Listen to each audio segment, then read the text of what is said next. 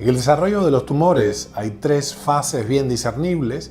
La primera de ellas, avascular, ese crecimiento, ese pequeño grumo de no más de 2 milímetros cúbicos de tejido neoplásico, no puede progresar, no puede seguir su desarrollo, su crecimiento sin generar una nueva red vascular. Este proceso se conoce como neoangiogénesis, neo por nuevo, angiogénesis, para diferenciarlo de la vasculogénesis o la construcción primaria, original, primitiva de los vasos sanguíneos que irrigan, es decir, aportan sangre y drenan, es decir, sacan también sangre, por supuesto, de los órganos. La vasculogénesis es un proceso normal. La neoangiogénesis, en cambio, es un proceso peculiar que solo ocurre de manera fisiológica después de que un tejido es dañado. Un tejido vivo, sano, es dañado por alguna herida, un corte, una abrasión, una destrucción de cualquier origen. Y el proceso de reconstrucción del tejido requiere la formación de nuevos vasos, minúsculos vasos sanguíneos, que le proveen de una red vascular y también linfática. Eso es interesante.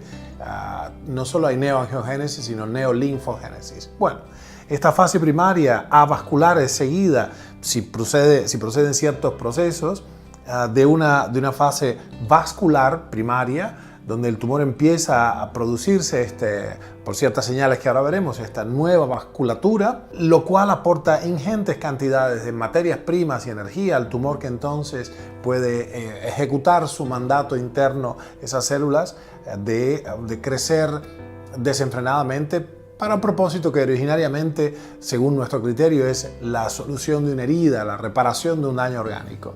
Lo interesante de este proceso, ya muy visto, es que las señales por las cuales un tejido dañado, y en particular el tejido tumoral, recluta nuevos vasos sanguíneos, son bien definidas. Hay unas 10 o 12 señales de las cuales no tenemos los investigadores ya ninguna duda prácticamente, que son mediadores o señales como cantos de sirena, señales que promueven el crecimiento tumoral, en particular la VEGF, Vascular Endothelial Growth Factor, VEGF, o Epidermal Growth Factor. Estas dos son muy bien estudiadas, muy bien caracterizadas, y en esas fases ya muy definidas, los tumores se atraen hacia sí, de los vasos normales del tejido, atraen hacia sí nuevas emergencias, nuevas ramitas arteriales en principio, y vénulas, arteriolas y vénulas, que alimentarán y a la vez limpiarán o drenarán los detritus, los metabolitos terminales de la función metabólica normal de ese tejido tumoral en este caso. Para cerrar la idea, que es interesante al respecto, antes de que podamos avanzar a una posible solución de esto y a una suerte de descripción descripción crítica, si se quiere, de lo que hemos hecho hasta ahora en la oncología convencional del último siglo, o del último medio siglo más bien, llamo la atención sobre el hecho de que este es un tumor pulmonar, la tomografía por emisión de positrones. Por supuesto, el encéfalo y la vejiga no van a ser considerados en este análisis, pero sí el tejido pulmonar ahí señalado tiene una extraña circunstancia. Este es el SV, el valor estandarizado de captación, pero en su núcleo, si lo pueden apreciar, tiene un core necrótico, es decir, hay una zona nuclear del tumor que corresponde con la masa, un poco difícil de percibir en esta foto, pero no necesariamente equidistante de los bordes del tumor, su crecimiento no es simétrico, pero en el núcleo mismo del tejido tumoral, de pronto hay una suerte de holocausto tumoral.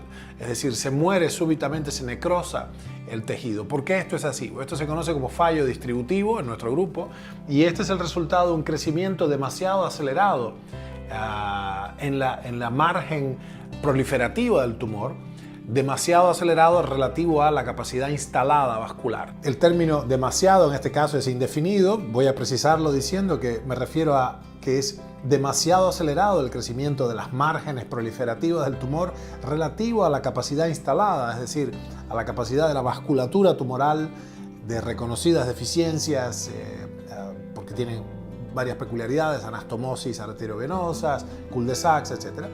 Y entonces el proceso que tiene lugar acá es que el crecimiento demasiado rápido de las márgenes proliferativas del tumor supera la capacidad de delivery, por así decirlo, la capacidad logística del núcleo del tumor de recibir suficientes nutrientes. El oxígeno no tiene ninguna competencia en este caso.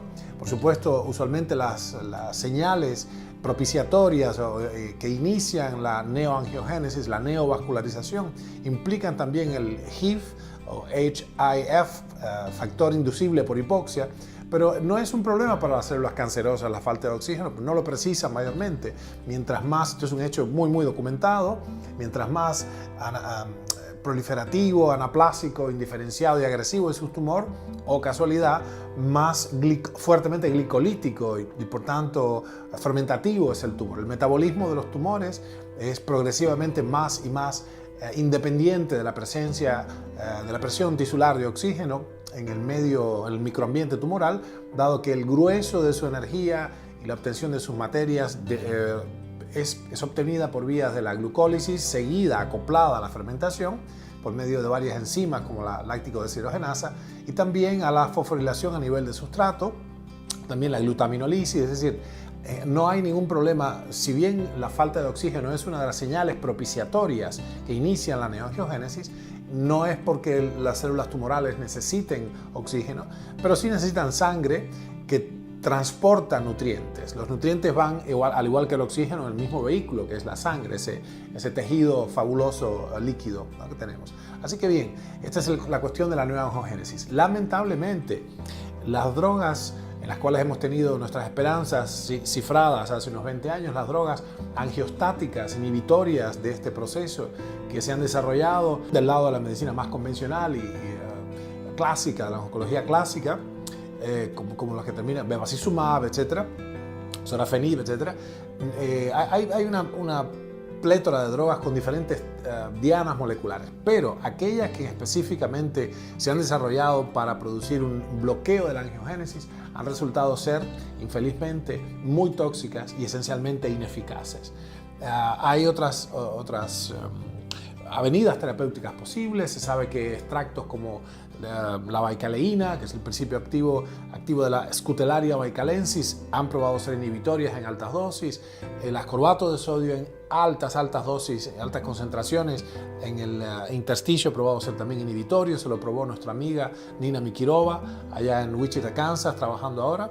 Y hay entonces una serie de constricciones, y esto es lo interesante, con esto cerramos, una serie de constricciones metabólicas específicamente diseñadas por nuestro centro para bloquear el acceso de los materiales a los tumores, a los materiales constructivos y energéticos, que parecen ser inhibitorias del metabolismo tumoral por un lado y del acceso mismo, del desarrollo mismo de una nueva vasculatura tumoral, esa red nueva de vasos sanguíneos que irrigará, ergo alimentará a este pujante tejido que tiene lo que llamamos en Cuba en su momento, en los 80, una proliferación anárquica o un proceso anarcoproliferativo.